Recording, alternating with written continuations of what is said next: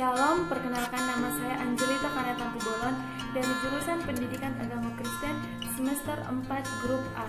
Dalam video kali ini, saya akan menjelaskan tentang pergumulan pendidikan agama Kristen di gereja.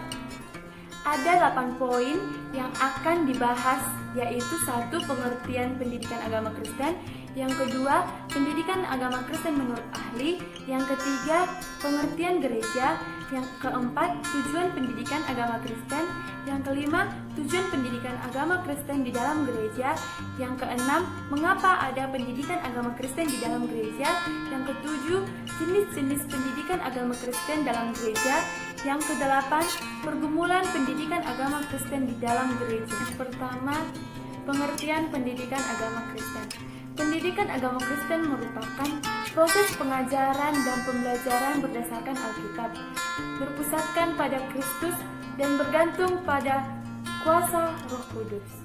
Yang kedua, pengertian pendidikan agama Kristen menurut ahli, yaitu Randolph Crum Miller.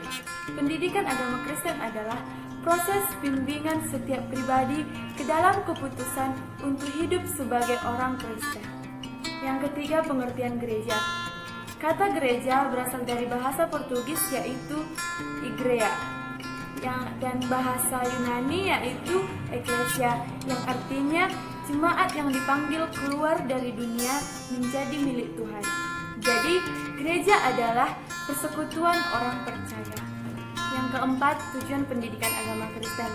Nah, di sini ada 3 tujuan pendidikan agama Kristen, yaitu 1. Memimpin murid selangkah demi selangkah kepada pengenalan yang sempurna mengenai peristiwa-peristiwa yang terdapat dalam Alkitab dan pengajaran-pengajaran yang diberikan.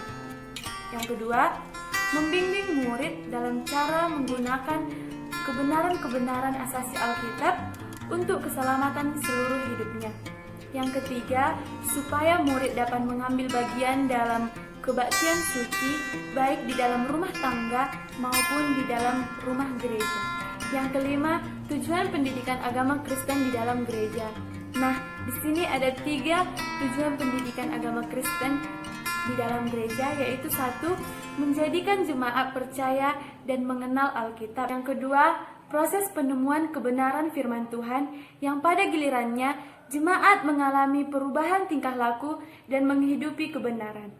Nah, yang ketiga, menjadikan umat Tuhan menjadi pribadi yang bijaksana dengan menghidupi iman di dalam Kristus.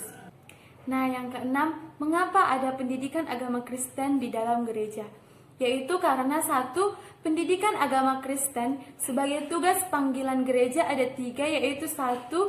Bersekutu, bersaksi, dan melayani. Yang kedua, mengajarkan firman Tuhan. Guru pendidikan agama Kristen mengajarkan firman Allah agar siswa atau jemaat memiliki patokan dalam realita kehidupannya yang pada akhirnya mengalami perubahan dalam hidupnya dari hari ke hari karena firman Tuhan. Yang ketiga, membawa perjumpaan dengan Kristus. Perjumpaan pribadi dengan Kristus menyebabkan suatu hubungan antara manusia dengan Allah dan antara sesamanya, serta menghasilkan cara hidup yang benar. Nah, yang keempat, memiliki kemampuan dan keterampilan. Yang ketujuh, jenis-jenis pendidikan agama Kristen di dalam gereja. Nah, jenis-jenis pendidikan agama Kristen dalam gereja ada 5, yaitu 1. Sekolah minggu. Sekolah minggu berfungsi sebagai tempat anak-anak untuk mendengarkan firman Tuhan. Yang kedua, kebaktian umum atau ibadah bersama. Yang ketiga, Bible study. Yang keempat, persekutuan kaum muda, kaum wanita, dan kaum bapak. Yang kelima, PA lapangan. Yang kedelapan, pergumulan pendidikan agama Kristen di dalam gereja. Yaitu 1. Gereja melupakan tugas utamanya. Bagi gereja, pendidikan agama Kristen adalah tugas utama dan harus mendapat tempat penting dari seluruh pelayanan. Gereja yang mengutamakan pengajaran mengalami perubahan yang lebih baik daripada gereja yang mengutamakan khotbah dan ibadah. Yang kedua, menomorduakan pengajaran pendidikan agama Kristen di gereja. Bagi gereja, pendidikan agama Kristen bukanlah usaha sambilan atau kelas 2 dalam pelayanan, tetapi haruslah merupakan usaha yang sungguh-sungguh. Pendidikan agama Kristen haruslah dirancang dengan baik sesuai dengan kebutuhan warga jemaat pada setiap bagian pelayanan. Yang ketiga, pelayanan pendidikan agama Kristen tidak dilaksanakan berkeseimbangan. Nah, agar memperoleh hasil yang lebih maksimal, penyelenggaraan pendidikan agama Kristen haruslah merupakan usaha berkeseimbangan dan terus-menerus. Pelaksanaan pendidikan agama Kristen tidak akan berhasil dengan baik jika hanya dilaksanakan insidental saja.